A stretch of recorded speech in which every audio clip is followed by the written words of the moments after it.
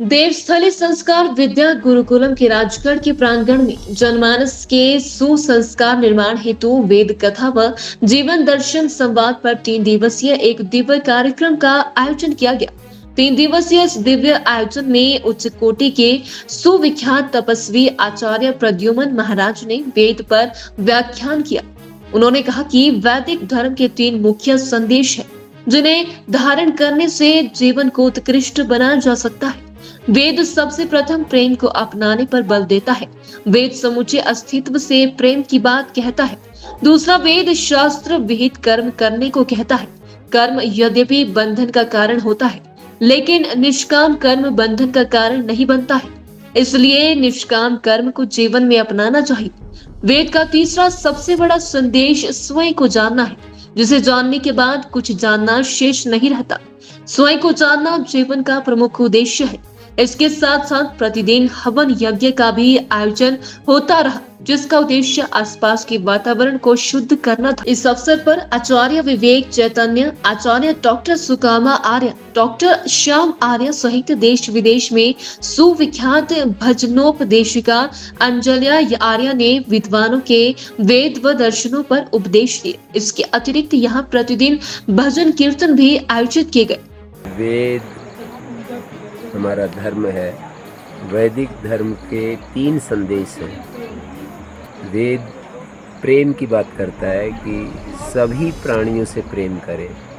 मित्रस्य चक्षुषा सर्वाणि भूतानि समीक्षन्ताम, ये वेद का पहला संदेश है कि हमारा इस अस्तित्व के प्रति प्रेम हो।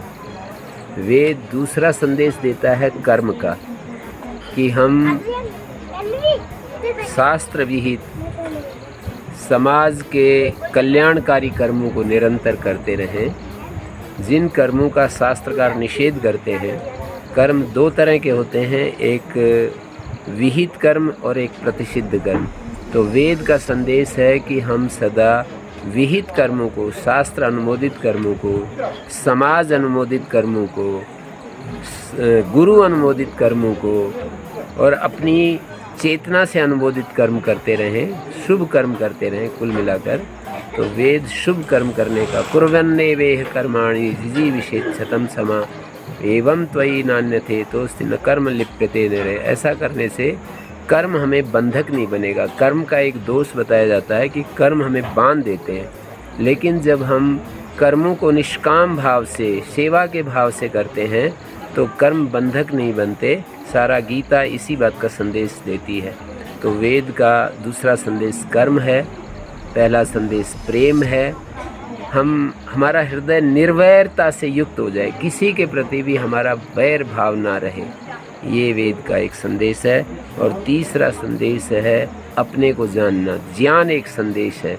ज्ञान का मतलब विधि निषेध के रूप में भी ज्ञान शब्द का प्रयोग होता है, लेकिन ज्ञान का मतलब शरीर से भिन्न हमारा जो स्वरूप है आत्मा के रूप में, उसको पहचानना, उसका अनुभव करना।